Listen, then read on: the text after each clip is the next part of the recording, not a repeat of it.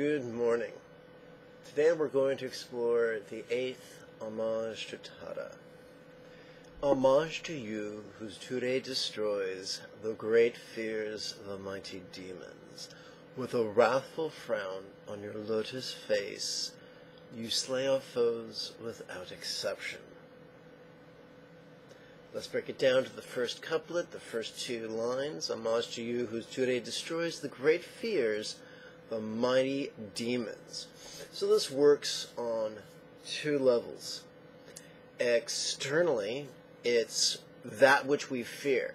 If we fear assault, she protects us from assault. If we fear rape, she protects us from rape.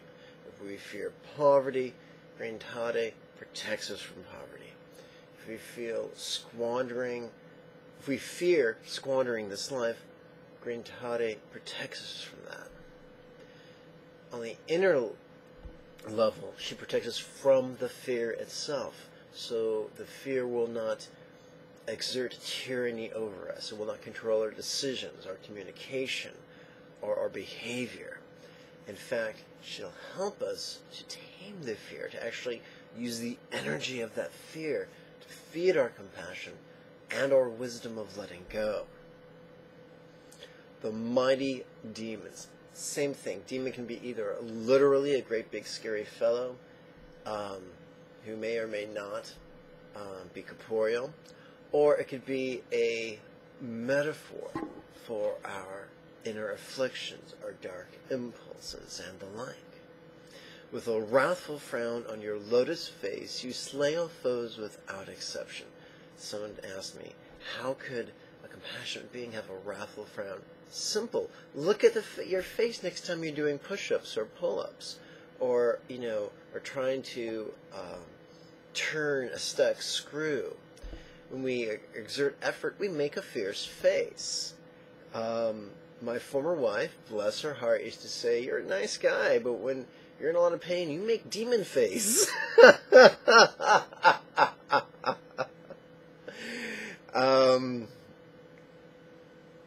So, for instance, if we're being firm, for instance, I remember as a little boy, as a young Jew, on the high holy days, we'd go over to my grandma's house, my grandma's luxury apartment on what holiday was it?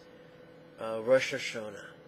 And I'd wrestle with my cousin Ronnie. Well, Ronnie was 7 years older than me, so it really wasn't wrestling as much as him tying me up in a pretzel and me thinking it was a fun game.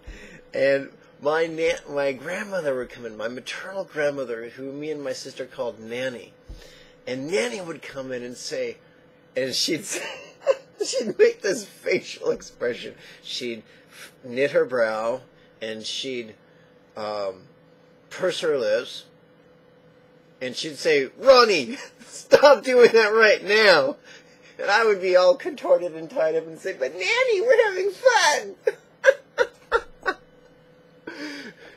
So, Nanny, my maternal grandmother, was not getting ready to draw blood, and she didn't hate my cousin Ronnie. She was just being fierce and firm and assertive. Just like we discussed in the commentary to the to the 7th or the 6th quatrain. So sometimes on our behalf, when doing battle with our external or internal afflictions, whether they be literal demons or metaphoric demons, sometimes Green Tade is very, very gentle. Sometimes she's fierce and says, "Hey, get away from him now. Back off, Jack." I like the last line. It says, "You slay all foes without exception." So what does that mean? Is Green Tade a great big murderer? No. Slay is just a hyperbole or a turn of phrase to mean utterly defeats. So she utterly defeats all external or internal, literal or metaphoric foes without exception. There's no problem too big for Green Tade. Now, if I was a fundamentalist, I'd say, "Thou shalt believe." But I'm not. So I'm going to say I'm a liberal, and and I'll say, hey, this is a really empowering idea. This is a fun possibility to consider. So here's what you do. Recite the entire text of 21 praises once every morning, once every night, for 6 consecutive days. If you noticed an improvement, continue with it. If you didn't notice much of improvement, move on, try something else. We've got to take a pragmatic approach. Remember what Lama Dron Tonpa said. Dharma is whatever works, and infers the opposite, that if it doesn't work, it's not Dharma. Dilgo Kensei said, if the Dharma is not useful for our everyday afflictions, then what good is it? We do not suffer because we cannot answer deep scholarly questions. We suffer because we find ourselves under the tyranny of pain and anger and fear and sadness. They control our decisions. They control our communication. They control our action. And that makes our life into a steaming pile of monkey poop. I don't want my life to be a steaming pile of monkey poop. How about you? So come, let us have fun with the 21 homages to Tada and recite them twice a day, every day. I want to remind you to click subscribe and to click the like as well as the share button so I can share with friends on Twitter and Facebook. And of course, I welcome you to participate in my next series of weekly webinars. Until next we speak, may you and yours be healthy and happy.